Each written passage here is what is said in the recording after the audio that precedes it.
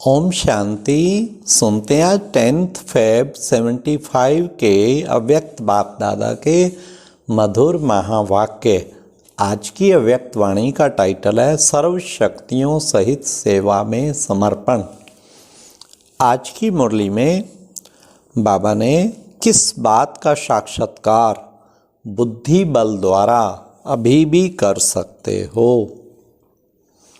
Next बाबा ने समय प्रमाण सर्व सब्जेक्ट्स के खातों में क्या चेक करना है।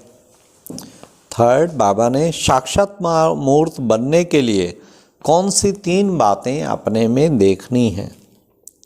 और लास्टली बाबा ने बताया सेवाधारी की गुह्य परिभाषा क्या है।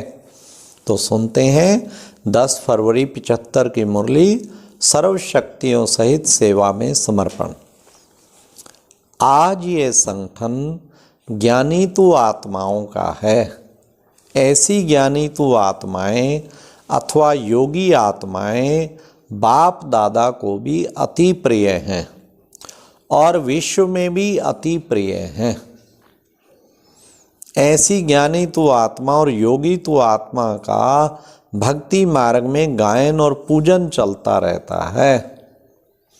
वर्तमान समय में भी वे आत्माएं पूजनीय और गायन योग्य हैं। पूजनीय अर्थात ऊंची आत्माएं और गायन योग्य आत्माएं ऐसी आत्मा को गुणों का गायन व वर्णन अब भी सब करते हैं। भविष्य के गायन और पूजन का आधार वर्तमान पर है। भविष्य में अर्थात, अब ध्यान से सुनना बाबा क्या कह रहे हैं। भविष्य में अर्थात भक्ति में कौन कितने गायन और पूजन योग्य बनेंगे उसका बुद्धि बल द्वारा साक्षात्कार हर कोई अभी भी कर सकता है। हर एक अपने आप को देखे कि इस समय भी मुझ आत्मा को सर्व आत्माएं अर्थात जो संपर्क में आने वाली हैं वह अपने ब्राह्मण कुल की आत्माएं हैं और साथ साथ अज्ञानी आत्माएं भी जो संपर्क में आती हैं तो वे श्रेष्ठ अर्थात पूज्यता की नज़र से देखती हैं।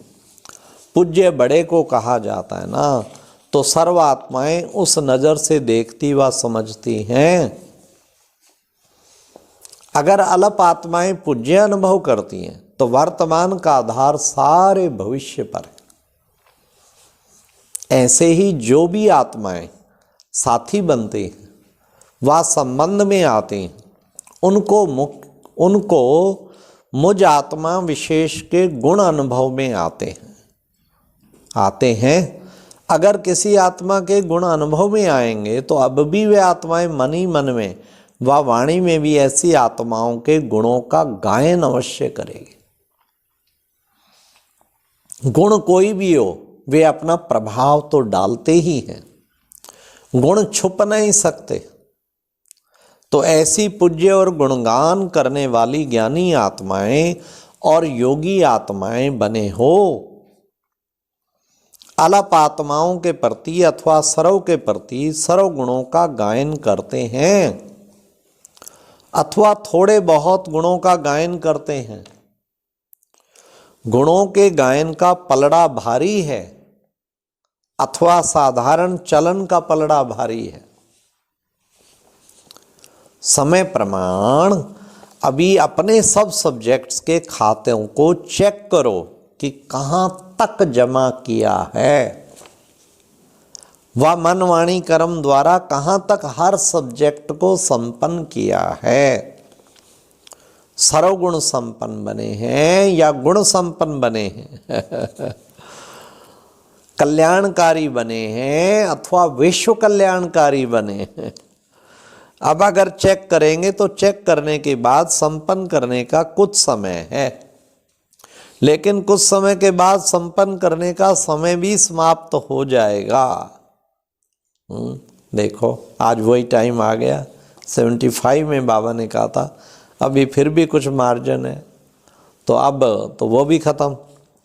फिर क्या करेंगे, संपन्न बनी हुई आत्माओं को देखने वाले बन जाएंगे, सीट वाले नहीं बन सकेंगे।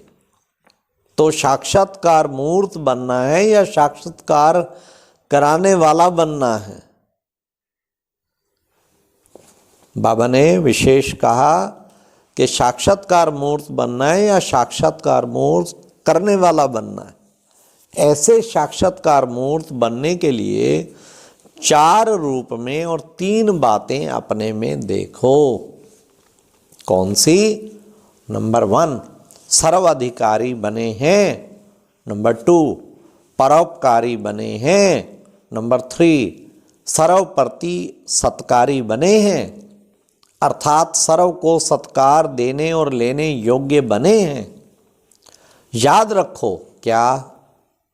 सत्कार देना ही सत्कार लेना है देना ही लेना है। इन 3 बातों के आधार से विश्व के आगे विश्व कल्याणकारी प्रसिद्ध होंगे। उनके स्पष्टीकरण को अच्छी तरह से जानते हो। अधिकारी, परोपकारी और सत्कारी। सर्वाधिकारी का अर्थ है सर्व कर्मेंद्रियों पर अधिकार। साथ साथ जैसे ही शरीर की भिन्न भिन्न शक्तियां हाथ पांव आदि हैं, वैसे ही आत्मा की भी शक्तियां हैं, मन, बुद्धि और संस्कार। इन सूक्ष्म शक्तियों पर भी अधिकारी बने हो। अपनी रचना प्रकृति के ऊपर अधिकारी बने हो। कोई भी प्रकृति के तत्व अपनी तरफ आकर्षित तो नहीं करते हैं। जब साइंस द्वारा प्रकृति व पृथ्वी के आकर्षण से परे स्टेज पर पहुंच जाते हैं, तो मास्टर सर्वशक्तिवान प्रकृति के आकर्षण से परे अर्थात व्यक्त भाव से परे अव्यक्त व ऑलमाइटी अथॉरिटी की स्टेज को प्राप्त करना मुश्किल अनुभव करें। यह तो शोभता ही नहीं है। बाबा ने कहा उसकी संतान और वो मुश्किल अनुभव करें तो ये तो शोभता ही नहीं है। ऐसे ही बाप द्वारा प्राप्त हुई सर्व शक्तियां, जिनमें से थोड़ा सैंपल रूप में चित्र भी बना है, तो वर्षे में प्राप्त हुई शक्तियां अर्थात स्वयं की जायदाद व प्रॉपर्टी पर अपना अधिकार है। जब चाहो तब किसी भी शक्ति द्वारा स्वयं को सफल बना सको। जैसे स्थूल जायदाद पर अधिकार होने के कारण जिस समय चाहो उस समय उसी वस्तु को काम में लगा सकते हो, क्योंकि अपनी जायदाद है। ऐसे ही ईश्वरीय जायदाद को जिस समय चाहो, जिस शक्ति को चाहो, उसको काम में लगा सकते हो। इस जायदाद के भी अधिकारी हो। इसको कहा जाता है सर्व अधिकारी। हर आत्मा के प्रति सदा उपकार अर्थात शुभ भावना और श्रेष्ठ कामनाएं। हर आत्मा को देखते ऐसे अनुभव हो यह सर्व आत्माएं जैसे कि बाप के हर समय स्नेही सहयोगी बनने के लिए स्वयं को कुर्बान कर देते हैं। वाह! ऐसे कुर्बान करने के निमित्त क्यों बनते? क्योंकि बाप सबके आगे स्वयं को कुर्बान करते। सर्व के सामने स्वयं को सब शक्तियों समेत सेवा में समर्पित किया है। अपने समय को, सुखों को, प्राप्ति की इच्छा को सर्व के प्रति महादानी बन दाता बनो। ऐसे फॉलो फादर स्वयं के प्रति नाम, शान, मान, सर्व प्राप्ति की इच्छा को कुर्बान करने वाले हो। बाबा ने कहा ऐसे इच्छा को कुर्बान करना बहुत अच्छी चीज है ना। उससे क्या होगा? इच्छा को कुर्बान करने वाले ही परोपकारी बन सकते हैं। लेने की इच्छा छोड़ देने वाले महादानी परोपकारी बन सकते हैं। ऐसे ही सत्कारी, सर्व के प्रति सत्कार की भावना हो। सत्कारी बनने के लिए स्वयं को सर्व के सेवाधारी समझना पड़े। अब सुनिए परिभाषा। सेवाधारी की परिभाषा भी गुह्य है।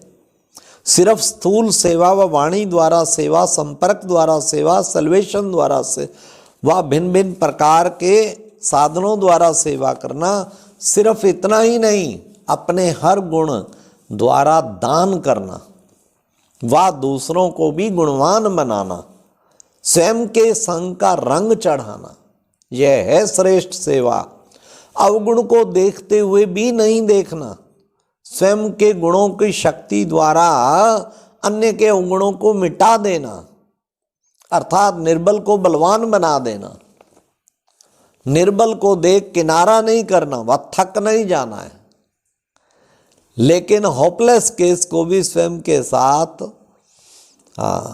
होपलेस केस को भी स्वयं की सेवा द्वारा अपने श्रेष्ठ सम्मान में स्थित हो सम्मान देने के द्वारा सर्व के सत्कारी बन सकते हो। स्वयं के त्याग द्वारा अन्य को सत्कार देते हुए अपना भाग्य बनाना है। छोटा बड़ा मार्थी व प्यादा सर्व को सत्कार की नज़र से देखो। सत्कार ना देने वाले को भी सत्कार देने वाला, ठुकराने वाले को भी ठिकाना देने वाला, गलानी करने वाले को भी गुणगान करने वाला, ऐसे को कहा जाता है सर्व सत्कारी। तो इस वर्ष में 2 प्रकार की विशेष सेवा होनी चाहिए। एक स्वयं को संपन्न बनाने की, इसके लिए इस वर्ष में चारों तरफ विशेष स्थानों पर उन्नति के साधन, योग भट्ठी के साधन और धारणा की भट्ठी भी चाहिए। जैसे हर जगह चारों ओर ग्रुप वाइज भट्ठी का प्रोग्राम रखो, हर एक को स्वतंत्र कर भट्ठी का अनुभव कराओ। जैसे पिछले वर्ष में योग भट्ठी का प्रोग्राम रखा था, तो ऐसे धारणा और याद दोनों सब्जेक्ट पर स्वयं को संपन्न बनाने की भट्ठी है। ऐसा प्रोग्राम सब मिलकर बनाओ तो अच्छा। विशेष ऐसे विल करने वाले, 1 नंबर में आने वाले, प्रत्यक्ष फल देने वाले, बाप को प्रख्यात करने वाले, शक्ति सेना और पांडव सेना का, विशेष पांडव सेना का झंडा लहराने वाले, विश्व के आगे बाप दादा का जय जयकार कराने के निमित्त बनने वाली विजयी आत्माओं को बाप दादा का याद प्यार और नमस्ते। ओम शांति।